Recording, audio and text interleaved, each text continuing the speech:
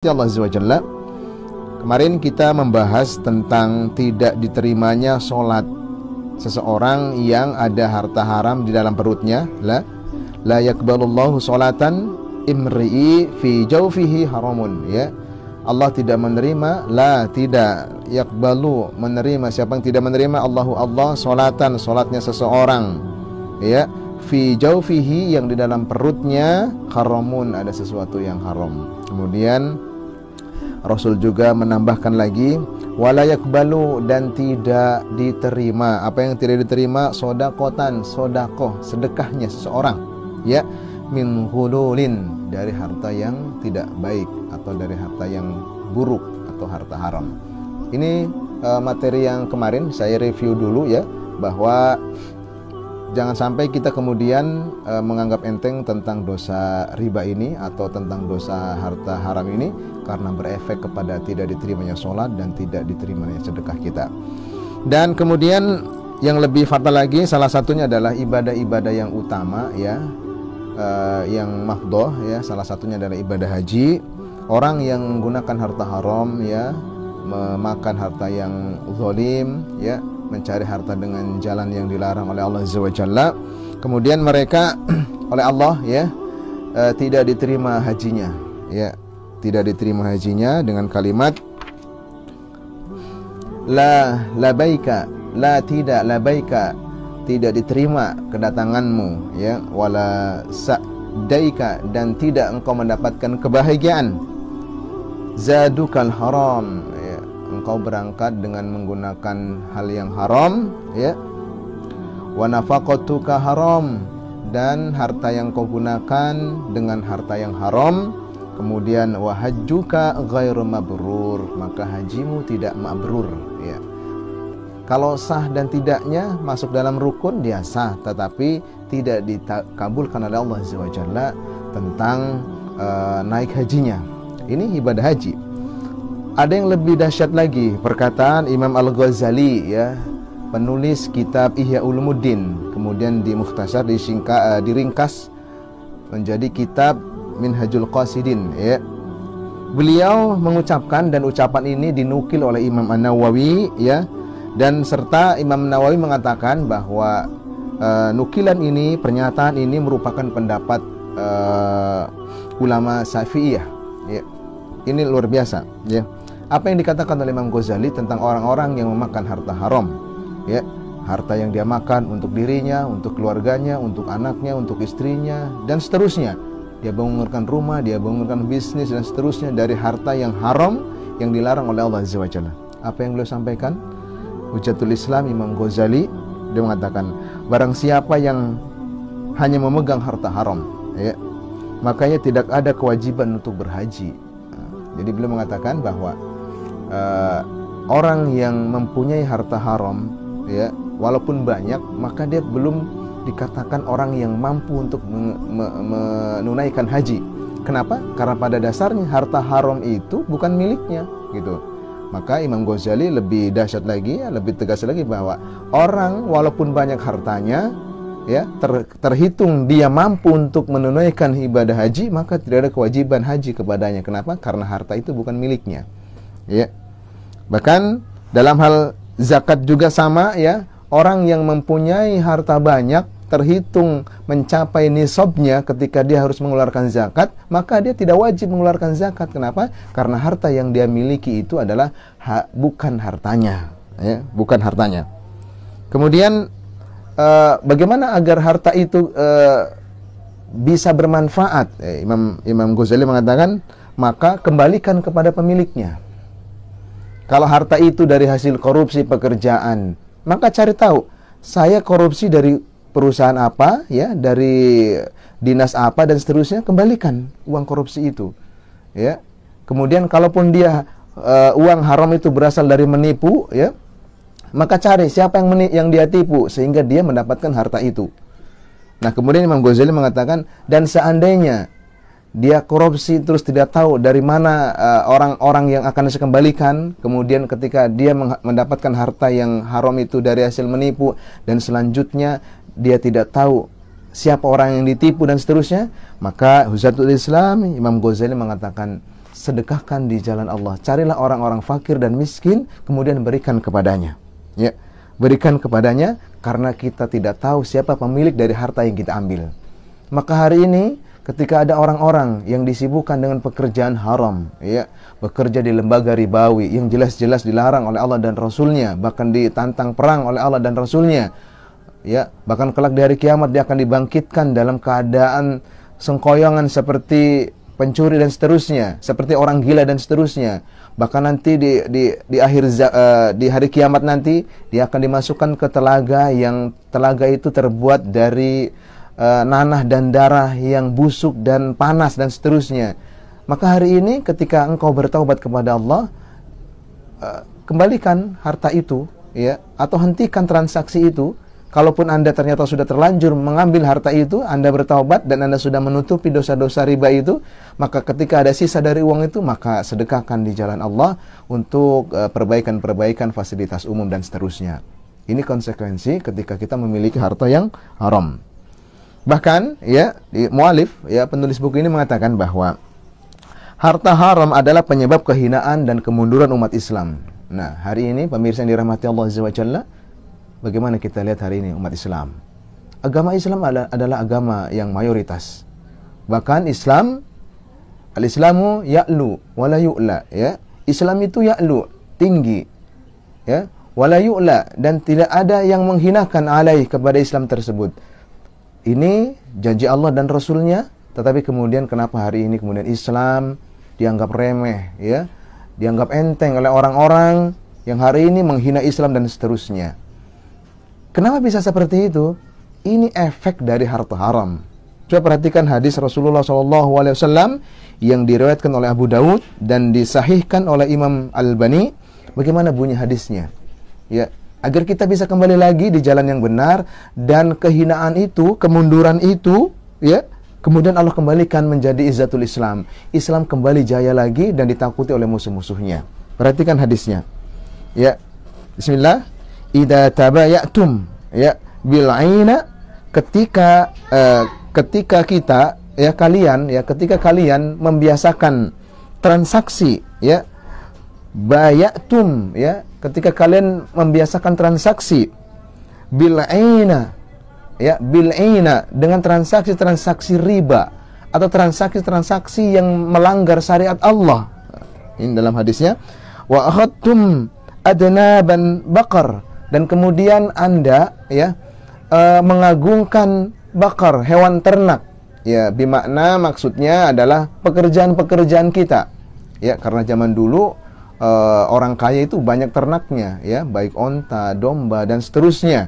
Maka hari ini ketika di zaman akhir seperti ini, maka bisa kita nisbatkan bahwa orang yang mengambil atau menghambakan diri kepada pekerjaan-pekerjaannya, sehingga dia tidak memikirkan lagi pekerjaan itu menghasilkan uang halal atau haram.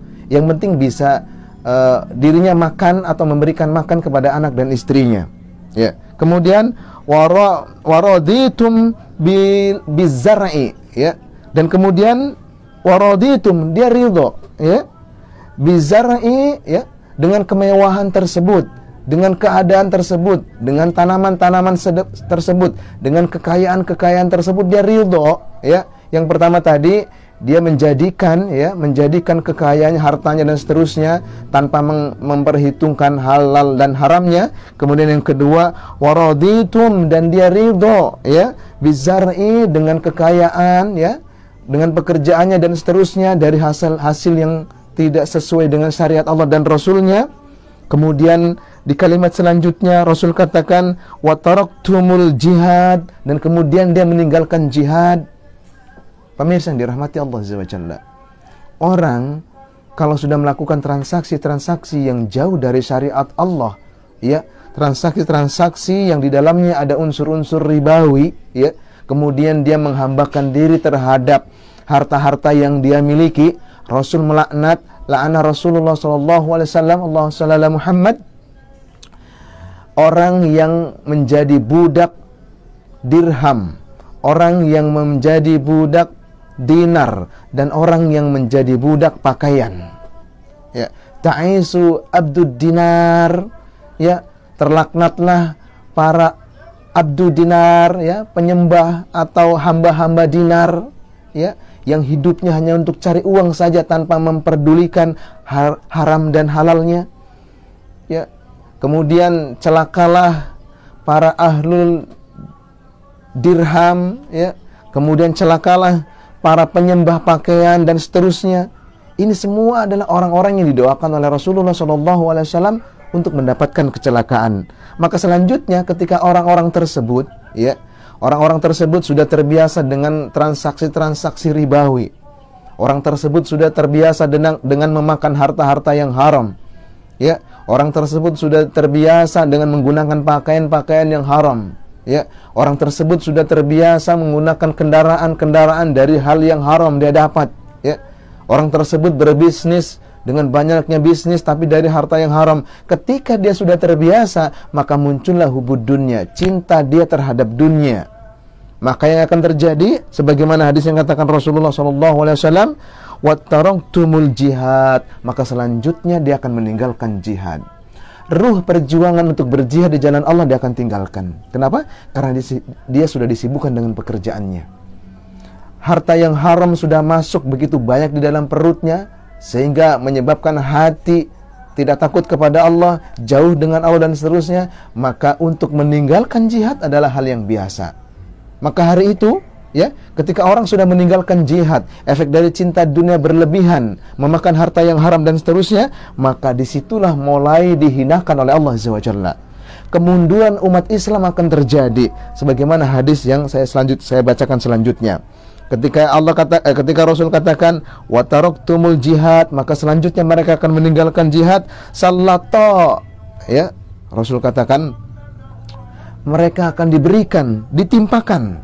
Siapa yang menimpakan? Allahu, yaitu Allah, alaikum, kepada orang-orang yang tadi. Yang tadi yang mana? Yang dia melakukan transaksi-transaksi riba. Dia mengambil harta dengan cara zalim. Dia cinta terhadap pekerjaan-pekerjaannya. Dia tidak pandang halal dan haramnya. Dia cinta kepada keluarganya dan dia tidak disibukkan dengan berdakwah dan seterusnya. Dan akhirnya dia meninggalkan jihad. Maka selanjutnya salatta, Allah akan menimpakan, salatallahu, Allah akan menimpakan alaikum, kepada orang-orang tadi, dulan, kehinaan. Ya, dulan, kehinaan. Dan ini real, terjadi hari ini. Orang disibukkan dengan urusan dunia, orang sudah tidak memperdulikan lagi transaksi halalkah, haramkah dan seterusnya. Maka Allah timpakan kepada mereka dulan, kehinaan. Ya, kehinaan. La yang zi'u, la tidak, yang zi'u akan dijauhkan. Masya Allah, ini hadis Nabi luar biasa. Ketika Allah katakan dzullan, akan ditimpakan kepadanya kehinaan, la yang zi'uhu, dan tidak akan pernah ditarik kehinaan itu, dan tidak akan pernah jauh kehinaan itu, hatta sampai turji'u ila dinikum, sampai dia kembali ke jalan Allah. Hadisnya jelas, ya. Hadisnya jelas bahwa orang-orang yang tidak mau meninggalkan hal-hal yang ribawi, orang-orang yang tidak mau meninggalkan transaksi-transaksi yang zalim, transaksi-transaksi yang merugikan orang lain dan seterusnya, cinta terhadap dunia berlebihan, cinta terhadap pekerjaannya berlebihan, maka selanjutnya Allah zulla, ya, apa itu? Allah akan hinakan dia. La yanzi'uhu, dan tidak akan dijauhkan dari kehinaan itu, hatta tarji'u, sampai dia kembali, ya, sampai dia kembali ila dinikum, kepada agama Allah. Apa yang dimaksud di sini? Taubat kepada Allah. Pemirsa yang dirahmati Allah Azza wa Jalla, ketika hari ini kita berkuar-kuar, mari berdakwah, mari tinggalkan dan seterusnya, mari perkuat tauhid kita dan seterusnya. Tapi kemudian dalam segi harta tidak kita perhatikan halal haramnya, transaksi boleh dan tidaknya, mengandung dosa gharar atau tidaknya. Yang penting dapat uang, yang penting kita sedekahkan dan seterusnya. Maka kehinaan yang akan Allah timpakan kepada diri kita. Dan hari ini Islam, khususnya di negara yang sama-sama kita cintai ini, Masya Allah, dihinakan oleh siapa saja. orang tidak takut lagi kepada Islam. Orang tidak takut lagi kepada orang-orang yang Islam yang pada dasarnya mayoritas. Maka sesuai dengan sabda Rasulullah SAW, Allahumma shalli ala Muhammad, bahwa kelak Islam di akhir zaman terlihat banyak tetapi bagaikan buih di lautan. Kenapa? Tidak punya kekuatan. Kenapa mereka tidak punya kekuatan? Dalam hadis ini, wataraktumul jihad, karena mereka meninggalkan jihad. Kenapa bisa mereka meninggalkan jihad? Karena mereka disibukkan dengan urusan dunia. Apakah tidak boleh mengurus dunia? Boleh, tetapi mereka disibukkan dengan urusan dunia dalam hal keburukan, melakukan transaksi-transaksi yang melanggar aturan syariat Allah Azza wa Jalla. Salah satunya adalah aina. Apa itu? Transaksi ribawi. Maka ketika kita hari ini dijatuhkan atau diberikan zullan, ya, kehinaan kepada kita, bahkan Allah katakan la yangzi'uhu, tidak akan dijauhkan dari kehinaan itu. Siapa mereka? Orang-orang yang hubud dunia, yang melakukan transaksi-transaksi yang tidak benar. Rasul katakan hatta yarji'u ila dzinikum, sampai kita bertaubat kepada Allah. Maka mari di akhir zaman yang sudah serba susah ini, kadang kita susah membedakan mana yang halal, mana yang haram. Ya, kebaikan seakan-akan jadi keburukan, keburukan seakan-akan jadi kebaikan. Maka saatnya kita kembali kepada Al-Quran dan Sunnah. Apa makna hatta tarji'u ila dinikum? Kita kembali kepada Al-Quran dan Sunnah. Bimakna kita kembali kepada syariat Allah Azza wa Jalla. Karena hanya dengan syariat Allah, dengan mengingat Allah dan Rasulnya, kita akan kembali mengembalikan izzatul Islam. Baik dari segi politiknya, baik dari segi ekonominya, baik dari segi sosialnya, dan seterusnya. Kenapa? Karena Allah dan Rasulnya sudah janjikan bahwa kelak di akhir zaman Islam akan bangkit kembali. Maka mari kita menjadi bagian orang-orang yang mengembalikan izzatul Islam, agar kelak kita terhitung di sisi Allah Azza wa Jalla sebagai salah satu dari banyaknya para pejuang-pejuang yang ingin mengembalikan izzatul Islam, khususnya dalam hal ekonomi. Mari biasakan kita membantu saudara-saudara kita yang sedang berbisnis dan seterusnya untuk mengembalikan ekonomi Islam. Dan ingat pesan terakhir dari kami, mari jauhi transaksi-transaksi yang dilarang oleh Allah Azza wa Jalla. Dengan cara bagaimana? Dengan cara belajar muamalah. Dan alhamdulillah, kegiatan kajian setiap pekan dan di beberapa tempat kita lakukan, mari sama-sama kita belajar. Karena hari ini mulai kurang orang yang mendalami fikih muamalah. Olehnya di kesempatan ini saya mengajak kepada kita semua, mari kembali kepada Allah Azza wa Jalla dengan sebuah hadis, tarji'u ila dinikum, kembalilah kita semua di jalan Allah, di agama Allah dengan memahami syariatnya, menebar kebaikan dan memahamkan syariat. Demikian dari kami, kita bertemu pekan depan dalam waktu yang sama dan semoga kita umur panjang dan diberikan keberkahan hidup. Demikian dari kami. Assalamualaikum warahmatullahi wabarakatuh. Akmar TV.